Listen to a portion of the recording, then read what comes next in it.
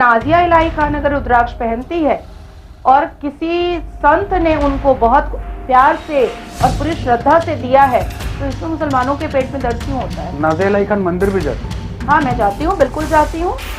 और गंगा जमनी तहजीब का सही अर्थ समझाने की कोशिश करती हूँ।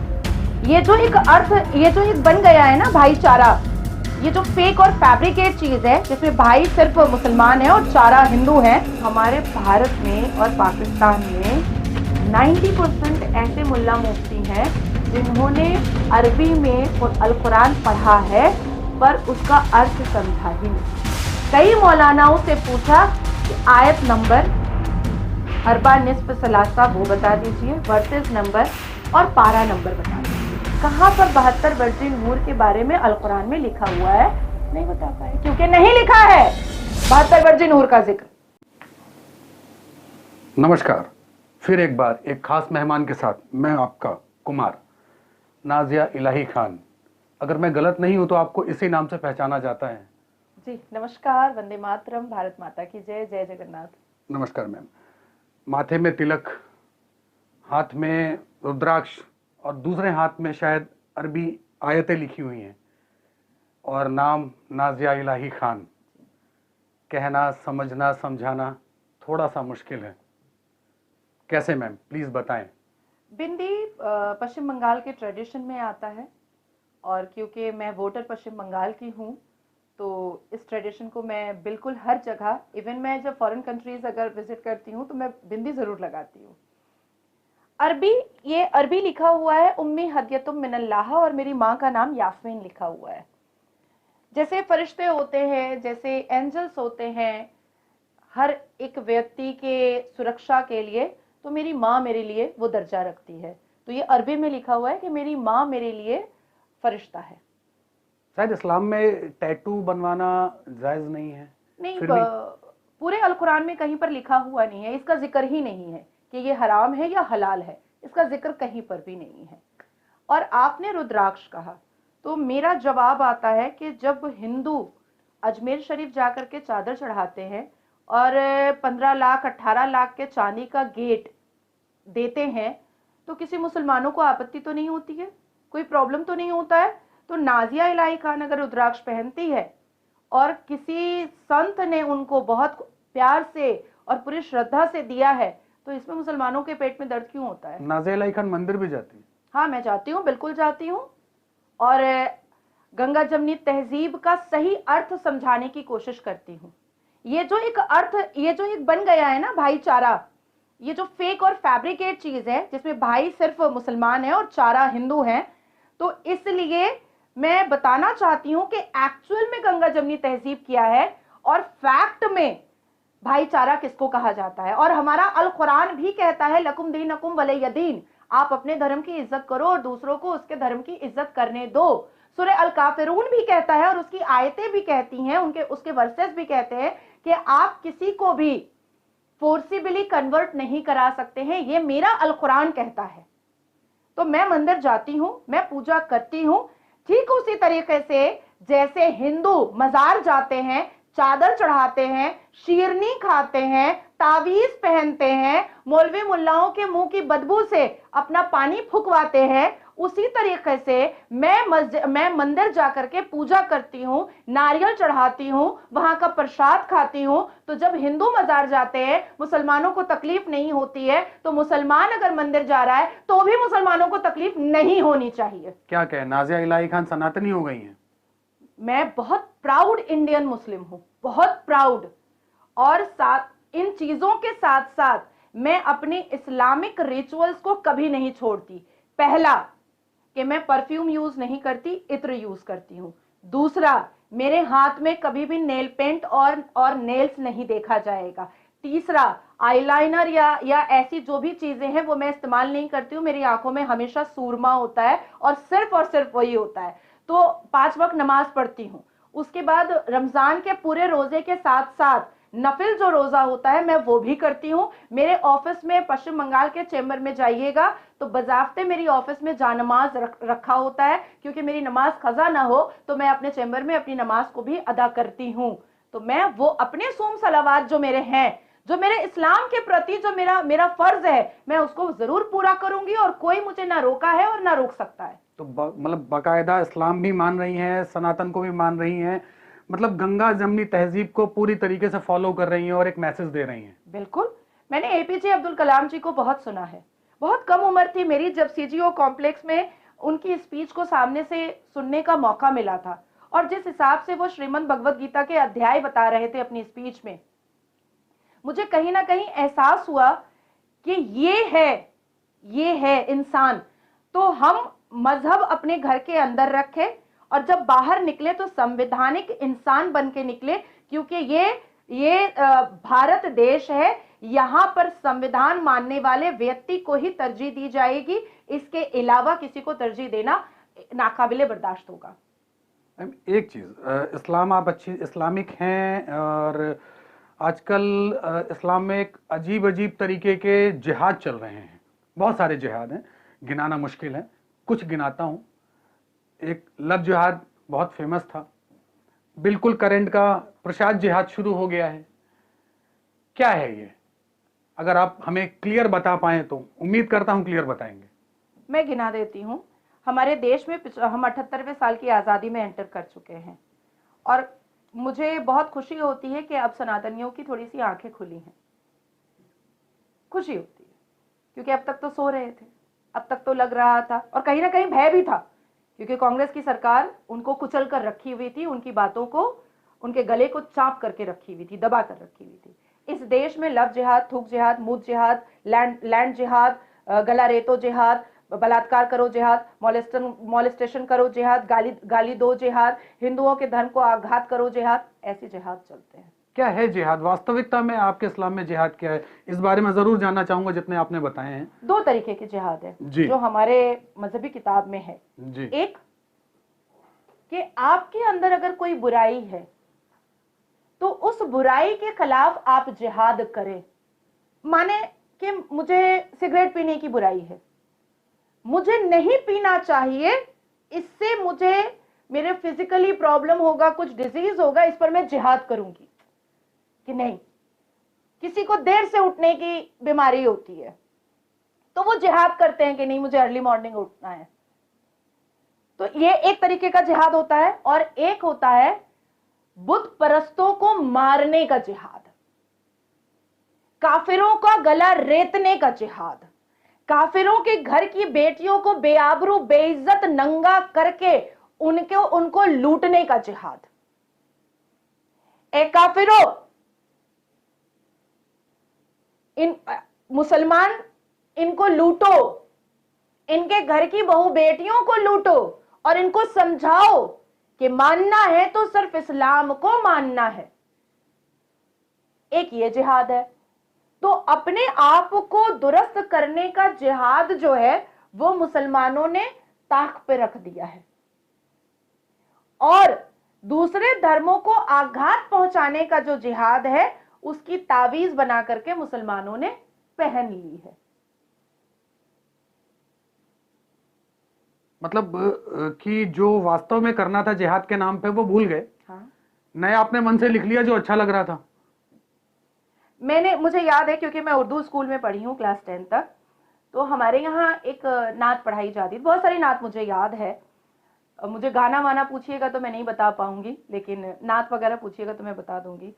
एक नात पढ़ाई जाती थी जो मुझे बहुत खूबसूरत नात है वो, जो रोजे अजल पैमा किए दुनिया में मुसलमान भूल गए, जो काम मुसलमानों के थे वो काम मुसलमान भूल गए, एक दाना खिलाकर शैतान ने आदम को निकाला जन्नत से, एक दाने पे इतनी नादानी अंजामों को इस मुसलमान भूल गए। अब आप समझ में इस नात का मतलब आपने अर्थ समझा कि जब आदम अलैहिस्सलाम जिनको जन्नत में इतने खूबसूरत तरीके से रखा गया था, जब उनको ऐसा लग गया कि अब हम दाना खा लेंगे और बीबी हव्वा को लेकर के उनको जमीन पे उतार दिया गया और उनकी अनाज देख करके, फल देख करके उनके अंदर लालसा आ गई, तो ये पूरा भारत देश देख करके क्यों ना मुसलमानों को लालसा आ जाए कि ये इस्लामिक देश बन जाए।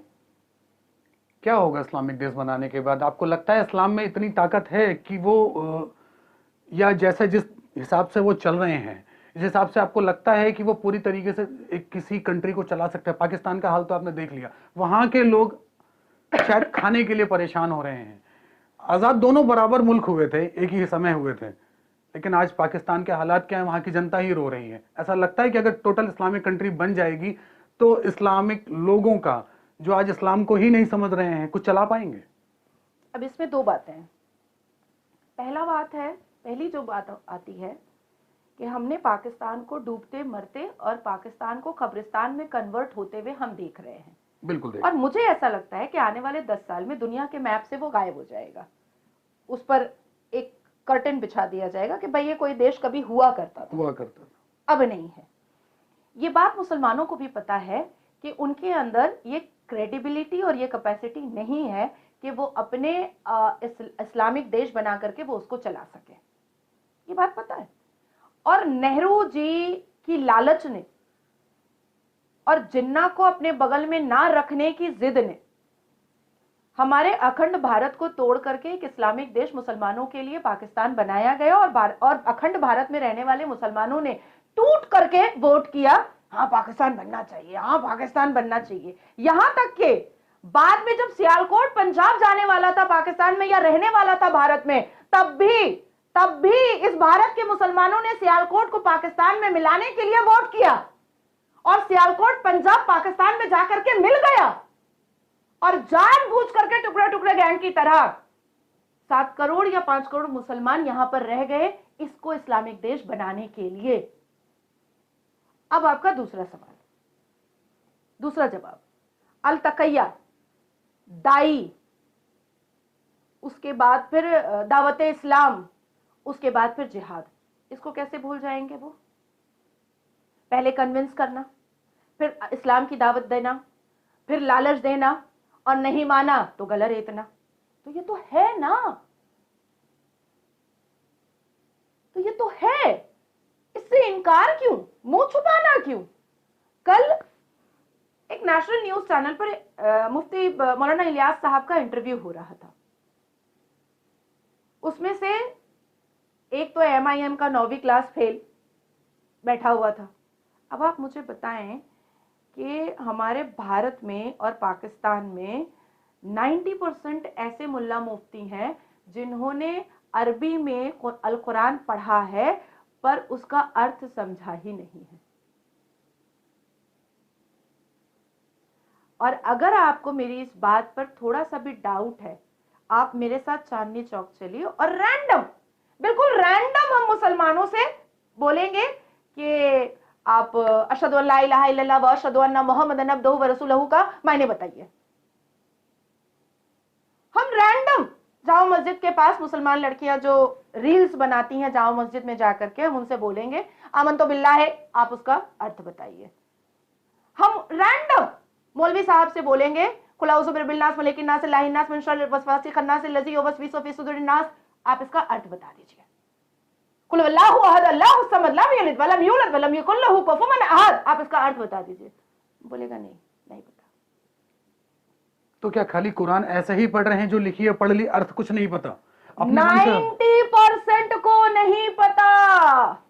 90% डिपेंड करते हैं मौलाना के खुतबे पर। 90% मुसलमान यही सोचते हैं कि ये जो मौलाना टीवी चैनल पर बैठ रहा है, हर रोज 8-8, 9-9 घंटा, 10-10 घंटा टीवी चैनलों की खिड़कियों में नजर आ रहा है, यही सच्चा मौलाना है और ये जो बोलेगा हमको मानना होगा। तो आपका मतलब कहना है कि देखिए, बहुत बड़ी बात कह रहे हैं आप, हाँ। कि जो किताब में लिखा है खाली वो पढ़ी जा रही है, उनके हिसाब से कहीं नहीं जा रही। उन्होंने अपनी एक पैरेलल किताब छाप रखी है जिसको वो इस्लाम का दर्जा देके लोगों को, थोड़े से जो मोहम्मडन्स हैं उनको भड़का रहे हैं। मैं आपके साथ इस देश के मुसलमानों को चैलेंज करती हूं, आओ सामने, 10 सवाल मैं करूंगी और 10 सवाल वो करें। नहीं, आपने क्लियर नहीं किया कि क्या जो आज के मौलाना हैं उनको अल कुरान के बारे में नहीं पता? उन्होंने एक नई एक पैरेलल किताब छाप रखी जिसको समझा रहे इस्लामिक किताब है। और खुले अंदाज में आपको बता दूं, जी, देवबंद में जो किताब पढ़ाई जाती है वो इतनी खतरनाक किताब है, इतनी खतरनाक किताब है कि अगर आप उसको पढ़ करके समझने की कोशिश करेंगे तो देवबंद से जो फतवा 2023 के नवंबर में निकला था गजवाए हिंद का, आपको लगेगा कि ये होगा, ये होगा। आपको बात समझ में आ रही है कि देवबंद में जो किताब पढ़ाई जाती है, उस किताब को पढ़ने के बाद इस देश के प्रधानमंत्री से लेकर के इस देश के हर एक नागरिक के रोंगटे खड़े हो जाएंगे। नफरत बताई जाती है हिंदुओं के प्रति, जबकि मेरा अल कुरान कहता है कि प्रॉफिट मोहम्मद सल्लल्लाहु अलैहि वसल्लम कहते थे कि मुझे सिंध की खुशबू बहुत अच्छी लगती है, मुझे हिंद की आबो हवा बहुत मुतासर करती है। तो ये तो इस्लाम हुआ नहीं ना। आप कह रहे हैं कि वो उस किताब से ही नहीं चल रहा, हमारी अपनी एक किताब चल रही है। मेरी किताब मानी ही नहीं जा रही है भाई, मेरी अलहामी किताब को माना ही नहीं जा रहा। इसकी मैं 2 मिसालें बता देती हूँ, इसकी भी 2 मिसालें बता देती हूँ। पहला कि 72 वर्जिन हूर का जो प्रोपगंडा निकला, मैंने कम से कम 1000 बार नेशनल न्यूज चैनल पर कई मौलानाओं से पूछा कि आयत नंबर, अरबा निस्फ सलासा वो बता दीजिए, वर्सेस नंबर और पारा नंबर बता दीजिए। कहां पर 72 वर्जिन हूर के बारे में अल कुरान में लिखा हुआ है? नहीं बता पाए, क्योंकि नहीं लिखा है। 72 वर्जिन हूर का जिक्र नहीं है, कोई 72 वर्जिन हूर का जिक्र मेरे अल कुरान में नहीं है, मेरी अलहामी किताब में नहीं है। अब आती है बात कि ये मुसलमान प्रीचर और मौलाना जो ये कहते हैं क्रिश्चियन को हम नहीं मानेंगे, यहूदी को हम नहीं मानेंगे, काटेंगे, अल्लाह अकबर के नारे पर यहूदियों की बेटी को नंगा करेंगे और रेप करेंगे। नासिर खान ने पश्चिम बंगाल में 5 फरवरी 2012 में क्रिश्चियन की एक बेटी को बेआबरू किया, रेप किया और रेमिशन ग्राउंड पर आराम से भी अय्याशियां बटोर रहा है। अब मैं इनका पाखंड खोलने जा रही हूं। मेरे अल कुरान में सूरह मरियम है और चर्च के अंदर मदर मैरी है। कौन है? मेरे अल कुरान में हजरत ईसा मसीह हैं, चर्च के अंदर में हजरत ईसा मसीह हैं। एक ही है। तो मैं मदर मैरी को गाली कैसे दे सकती हूँ? मैं तो सूरह मरियम पढ़ती हूँ अल कुरान में, और वो सूरा इतना पावरफुल सूरा है, और पूरे अल कुरान में अल्लाह तबारक ताला ने मरियम अलैहिस्सलाम का जिक्र सबसे ज्यादा किया है। तो मैं मदर मैरी को गाली कैसे दूं? एक चीज आपने आपके स्टेटमेंट में था कि भाई अगर जेंट्स को जाने के बाद 72 हूरें मिलती हैं तो लेडीज का क्या? बिल्कुल, मैंने ये सवाल किया था क्योंकि हमारे लिए भी कुछ होना चाहिए ना। अब मुस्लिम जो महिलाएं होती हैं ना, वो अश्लील नहीं होती हैं, क्योंकि जन्म से ही उनको बहुत सहमा करके, बहुत डरा करके, बहुत भय में उनको रखा जाता है। तो और अश्लीलता वाला कैरेक्टर और नेचर भी नहीं होता है।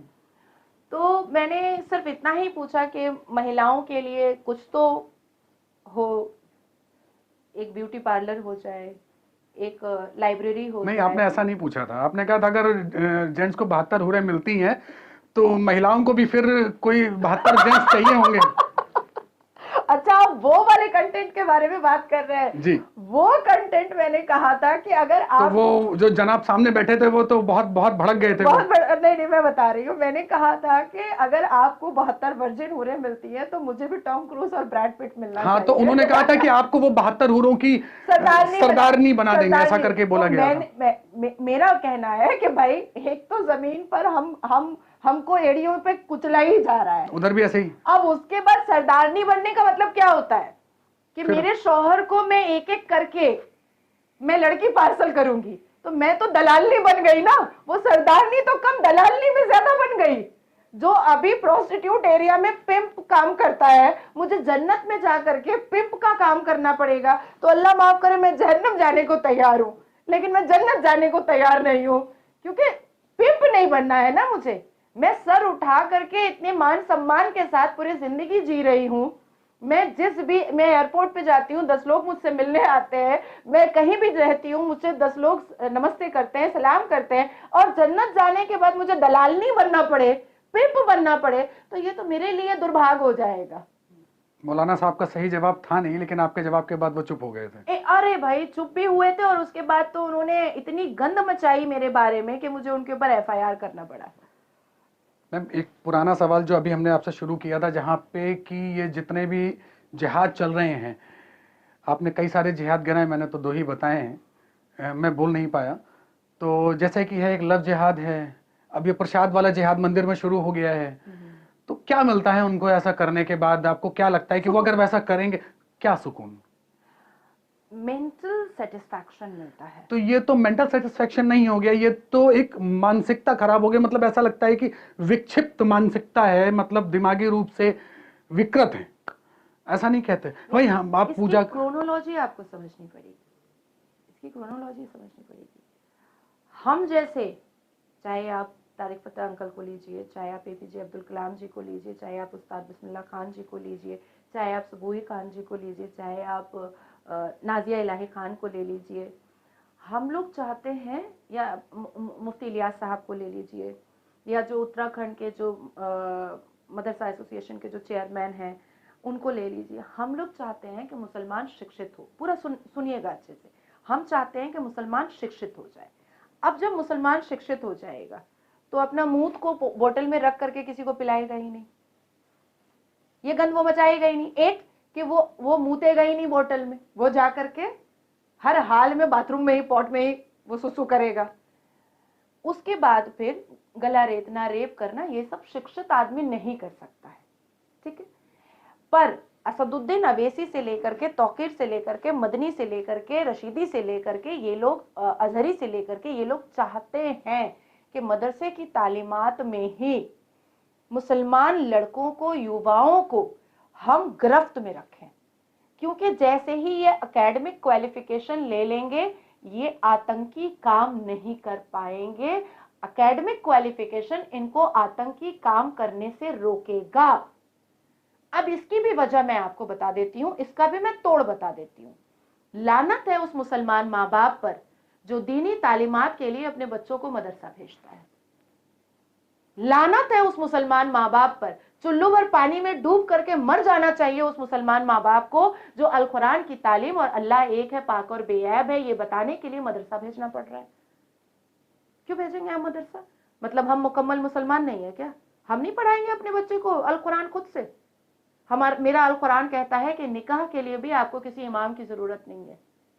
घर के वालिदैन खुद बैठे और बैठ करके अपने बच्चे और बच्चियों का निकाह पढ़ाएं, ये मेरा अल कुरान कहता है।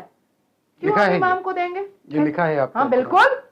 कोई मुझे काउंटर करे, एक बाप का पैदा है तो काउंटर करे कि मैं गलत बोल रही हूं। दीनी तालीम अगर मुसलमान माँ बाप अपने बच्चों को नहीं दे रहे हैं तो इसका मतलब ही साफ है कि वो अपने बच्चों को दीनी तालीम देने के काबिल ही नहीं है। उन्होंने कुरान तो पढ़ा है पर कुरान को समझा नहीं है, अल्लाह के कलाम को नहीं समझा है, अलहामी किताब को नहीं समझा है, और ऐसे मुसलमान चिटिंगबाज मुसलमान होते हैं। जब हमने अल्लाह के फरमान को और अल्लाह के कलाम को हमने समझा ही नहीं तो हम कैसे अपने आप को मुसलमान बोल सकते हैं? कैसे बोल सकते हैं? ये हो गया। अब आती है बात कि ये जो मौलाना लोग हैं ये चाहते हैं कि मदरसे से बच्चे निकलेंगे तो इंजीनियर डॉक्टर तो नहीं बनेंगे, मौलवी मुल्ला बनेंगे। मौलवी मुल्ला बनेंगे तो इनके पास समय बहुत ज्यादा होगा। तो अवैसी जब बोलेगा मुसलमानों बाहर निकलो तो निकलेगा।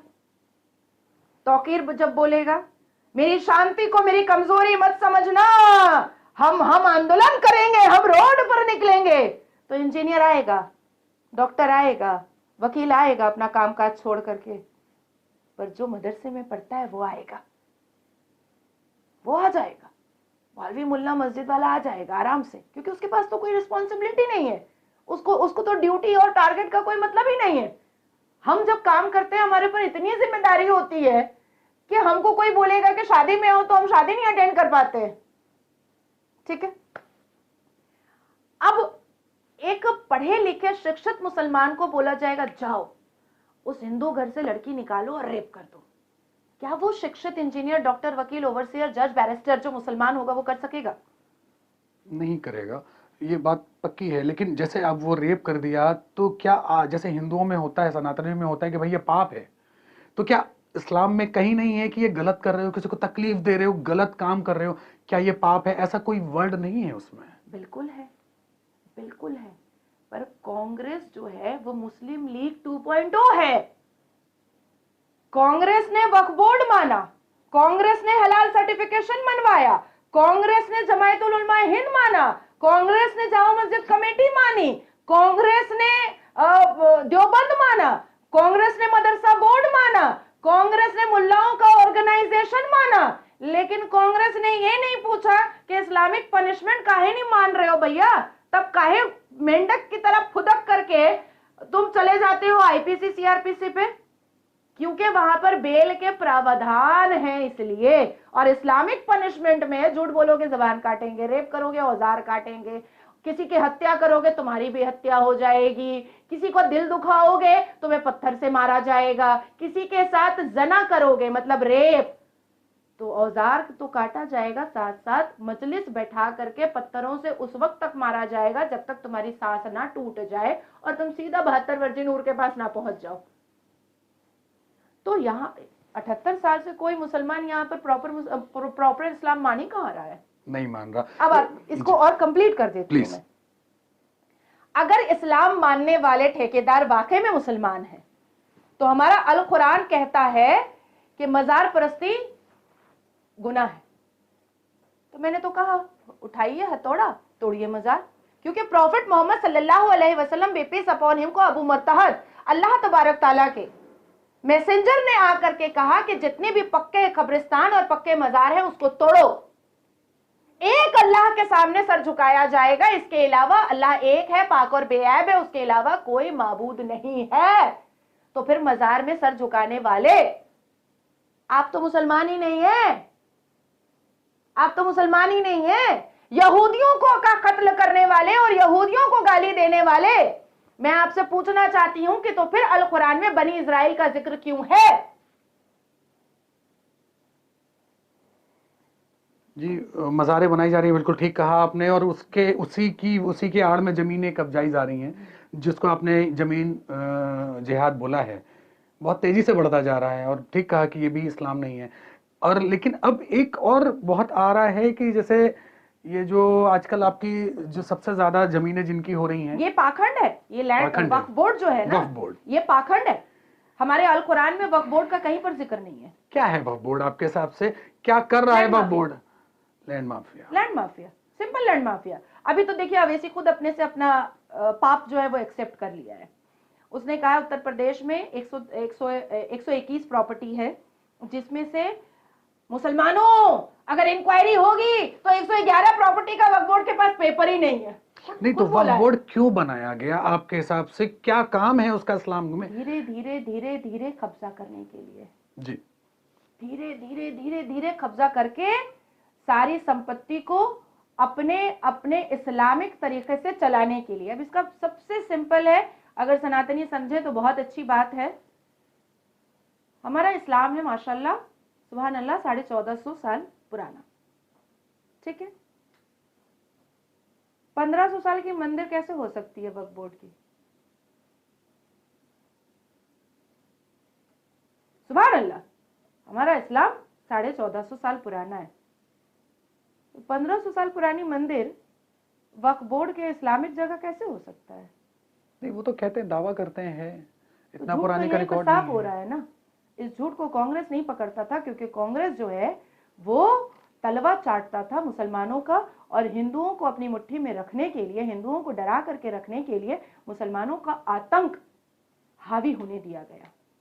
अच्छा, आप कहते हैं कि वक्फ बोर्ड है, वक्फ बोर्ड ये जो भी काम कर रहा है, तो जो इतनी सारी जमीनें हथिया रहा है, पहले ये कहा गया था कि कांग्रेस के टाइम में वक्फ बोर्ड जिस पे दावा कर देगा जमीन उसकी हो जाएगी। कोई कंडीशन नहीं। आप वकील भी हैं जी। एक वकील होने के नाते आप बताइए कि वक्फ बोर्ड तो चलते हुए किसी भी जमीन को कह देगा। अभी मथुरा के जो बिहारी जी के मंदिर है उस पर दावा कर दिया, कहते हैं एंटीलिया पे भी दावा कर रखा है वक्फ बोर्ड ने।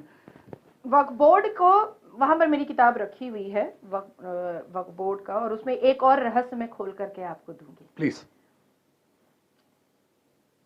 वक्फ बोर्ड का अपना ट्रिब्यूनल, वक्फ बोर्ड में मुसलमान जजेस, वक्फ बोर्ड में मुस्लिम मुतवल्ली जिसको मैनेजर कहा जाता है, वक्फ बोर्ड में अपना इंसाफ, वक्फ बोर्ड में अपना पैगाम, वक्फ बोर्ड में अपना जजमेंट। जी ठीक है।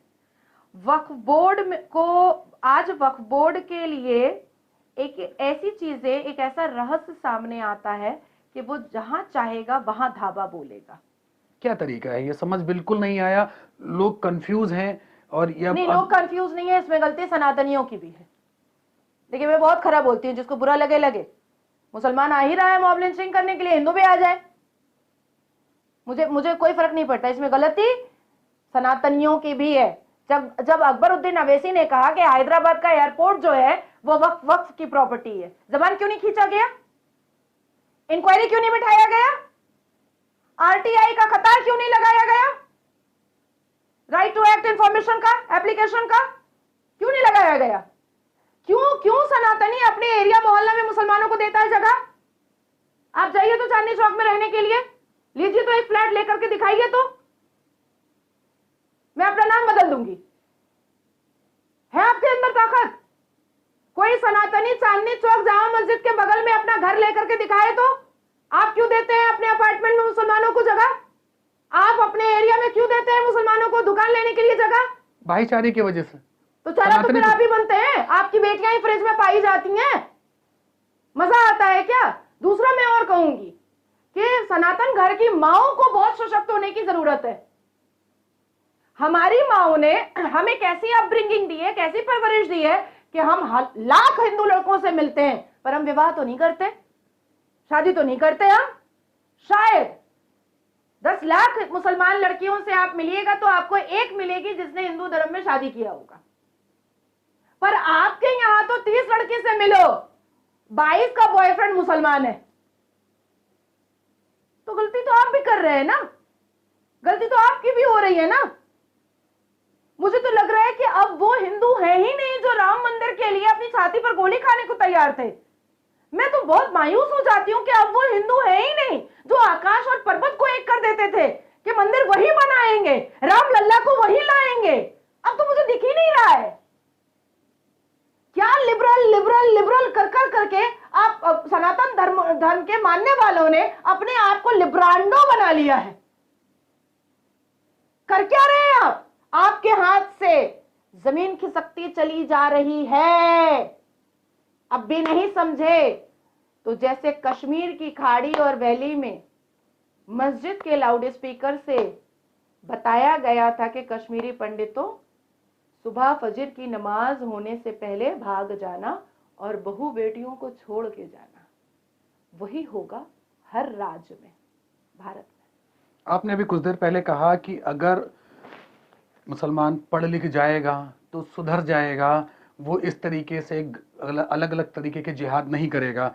क्या कहना है अफजल गुरु, जो डॉक्टर ने एक छोटी सी मासूम बच्ची कोख में मार रहा है, वो ये तो सब पढ़े लिखे थे, अच्छे खासे पढ़े लिखे थे। देखिए, एक पढ़ाई होती है जो मुस्लिम कम्युनिटी के रिफॉर्मेशन के लिए होती है, और एक होता है कि हमको पढ़ करके आईफिल टावर उड़ाना है। मतलब मानसिकता वही है, कितना भी पढ़ जाओ। नहीं, उसका मैं बता रही हूं।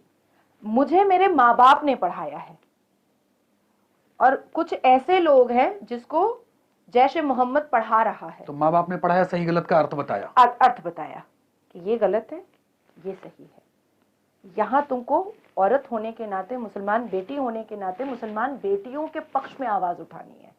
अब अगर मुझे जैश ए मोहम्मद ने पढ़ाया होता तो उसने कहा होता मुस्कान की तरह जाओ, नारे तकबीर करो कि हमको हिजाब पहनना है, फिर अलकायदा जो है वो तुम्हारे समर्थन में खड़ा हो जाएगा।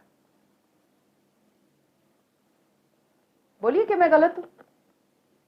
मैं भी मुसलमान बेटी हूं, मुस्कान भी भारत की मुसलमान बेटी ही है, पर वही मुस्कान जो साड़ी पहन करके कजरारे नैना पर कॉलेज के वेलफेयर में नाचती थी, लेकिन क्योंकि वो अलकायदा की मेंबर थी, अलकायदा ने उसको यहां पर भेजा था, अलकायदा उसको पढ़ा रहा था। क्यों पढ़ा रहा था? भारत में आतंकी माहौल बनाने के लिए पढ़ा रहा था। किसने समर्थन दिया? कांग्रेस ने समर्थन दिया। तो पढ़ाई भी दो तरीके की होती है। हमको माँ बाप पढ़ाए भैया, हमको जैश ए मोहम्मद नहीं पढ़ाया है। तो पढ़ाने लिखाने के बाद भी बुद्धि का विकास नहीं हुआ।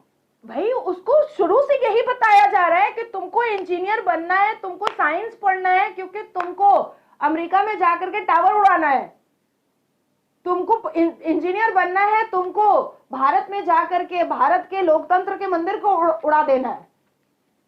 तो अब जैसे एक बच्चा बंगाली फैमिली में पैदा हुआ, पर उसको गोद में उठा करके आप फॉरेन कंट्री ले गए, तो वो कौन कौन सा कल्चर वो सीखेगा?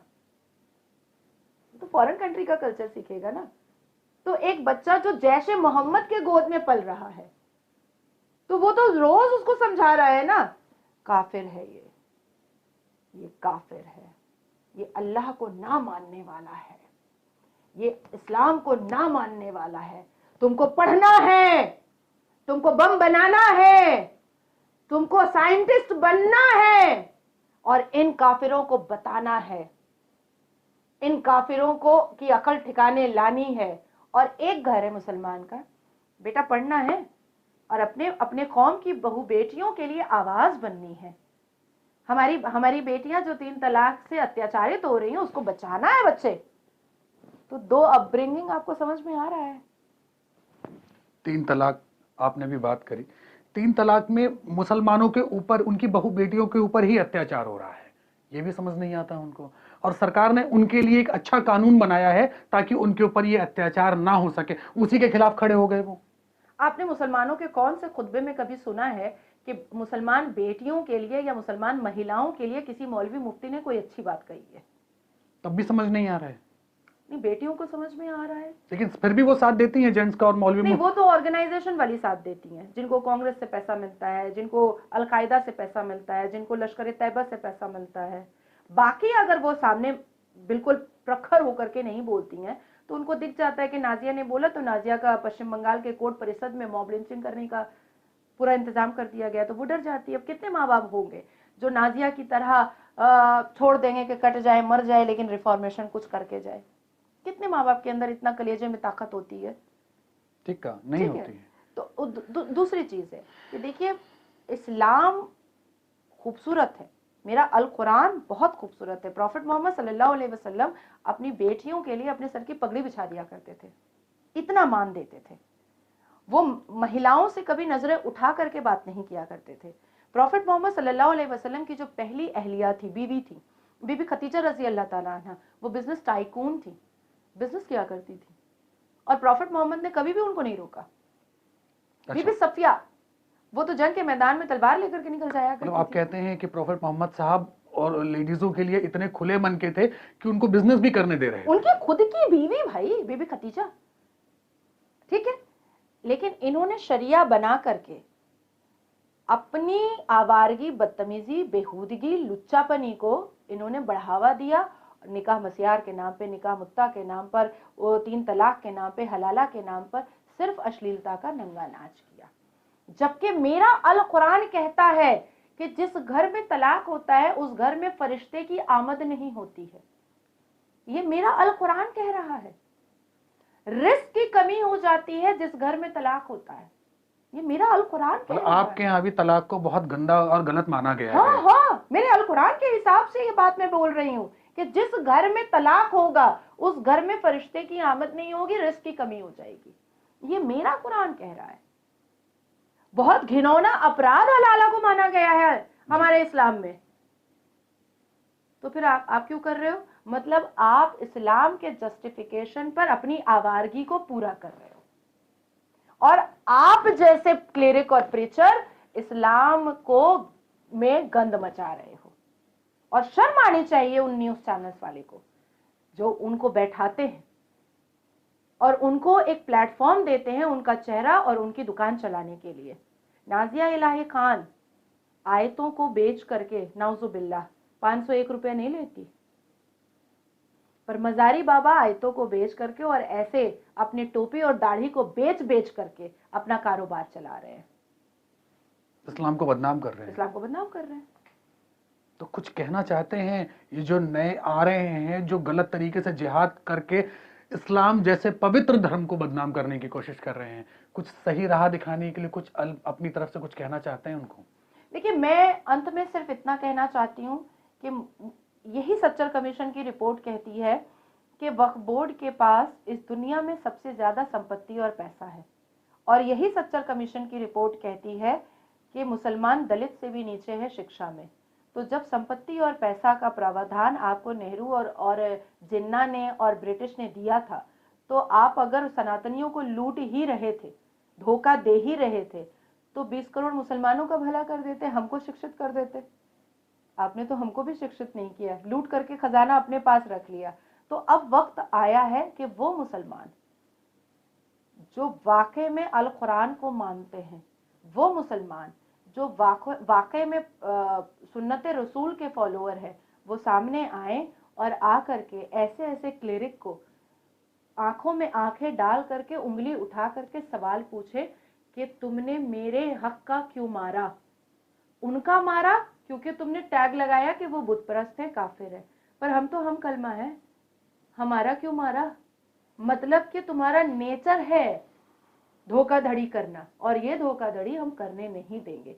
और मैं एक चीज और कहना चाहती हूं आपके प्लेटफॉर्म के माध्यम से, बराए मेहरबानी इस देश नहीं बल्कि इस दुनिया के हर एक मुसलमान को अल कुरान बामायने पढ़ना चाहिए, नहीं तो ये पाखंडी मौलाना बेवकूफ बनाते रहेंगे और आप बनते रहेंगे। जो वक्फ बोर्ड एक संस्था है, वक्फ बोर्ड ऐसी संस्था है कि जो सनातनियों में भी संस्थाएं होती हैं, वो कुछ स्कूल चलाती हैं, अस्पताल चलाती हैं, कम से कम अपने धर्म के लिए तो अच्छा करती हैं। क्या ये जो आपका वक्फ बोर्ड है ऐसे ये कोई काम करता है? क्या काम है इसका? खाली जमीन हथियाने के अलावा और कोई काम है इसका?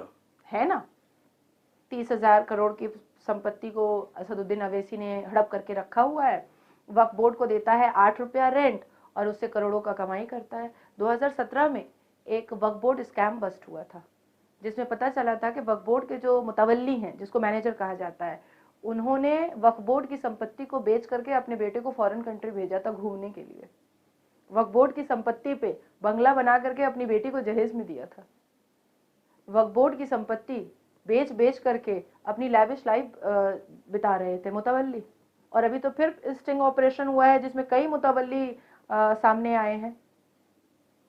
तो आपका कहने का मतलब है कि वक्फ बोर्ड से इस्लाम और इस्लामिक लोगों को कोई फायदा नहीं है, सिर्फ ये एक जमीन हड़पने की जगह है। शायद ये आज 200 लोग जो पूरे देश के वक्फ बोर्ड की संपत्ति को हैंडल कर रहे हैं, इन 200 लोगों के घर के पास रेंज रोवर है, इन 200 लोगों के घर में बड़ा बड़ा बिजनेस चालू हो चुका है। ये 200 लोग जिसने एकेडमिक क्वालिफिकेशन नहीं लिया है, मैं उसका भी एग्जाम्पल दे करके खत्म करूंगी, जिन्होंने एकेडमिक क्वालिफिकेशन नहीं लिया है वो बड़ा बड़ा कारोबार चला रहे हैं। अब आप मुझे एक बात बताइए, इमाम बुखारी को जानते हैं?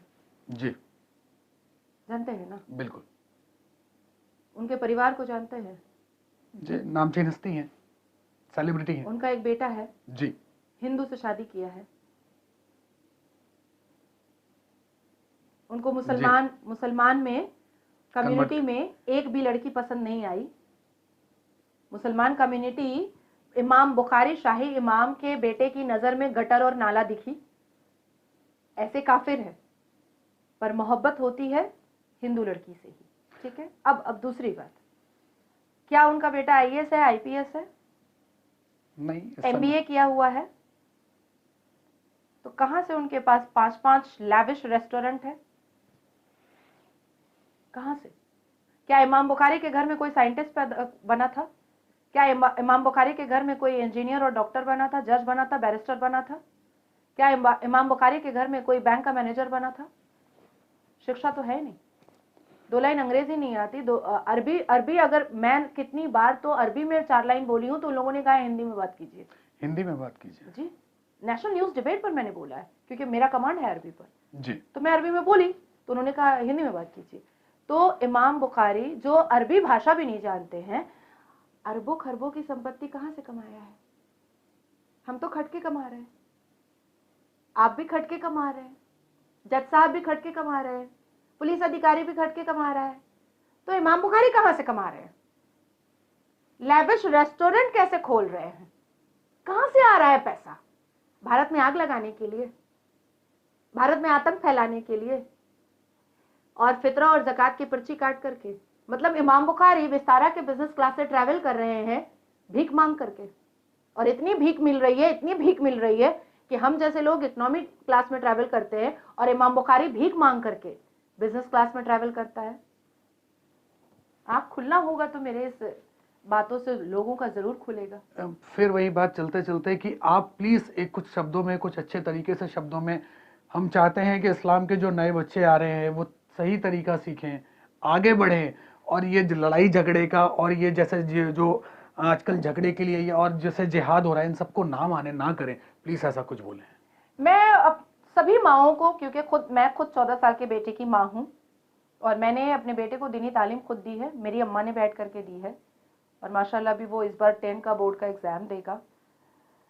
मैं सभी माओं से आग्रह करती हूँ, हाथ जोड़ करके गुजारिश करती हूँ कि दीनी तालीम आप अपने बच्चों को खुद दीजिए, क्योंकि बच्चे की पहली दरसगाह माँ का गोद होती है। और अगर मुसलमान माएँ अपने बच्चों को सही दीनी तालीम अल कुरान की खुद नहीं दे पा रही हैं तो उनके ऊपर भी सवालिया निशान खड़ा हो रहा है कि क्या वो मुकम्मल मुसलमान हैं जो नहीं दे पा रही हैं। मदरसे की जरूरत नहीं है, हमें शिक्षा की जरूरत है, हमें शिक्षित होने की जरूरत है। आज मुसलमान बेटे या बेटियां IAS IPS बनेंगे तो कोई कितना भी नफरत कर ले मुसलमानों से, उसके चेयर को छीन ही नहीं सकता, उसके मुकाम को उससे हटा ही नहीं सकता है। तो इस प्रोपगंडे में ना जा करके, इस फैब्रिकेट बातों में ना जा करके, किसी धर्म से एक लिल्लाही बोग्ज ना रख करके खुद की तरफ देखे, खुद के गिरेबान में झांके और शिक्षित हो जाए प्लीज। IAS PCS बने, डॉक्टर बने, लेकिन अलकायदा से नहीं, अपनी माओ की गोद में अच्छे से बैठ के तालीम हासिल करें। बिल्कुल। तो ये नाजिया इलाही से खास बातचीत, जिन्होंने इस्लाम के बारे में सही जानकारी दी और लोगों को सही इस्लाम अपनाने की अपील की।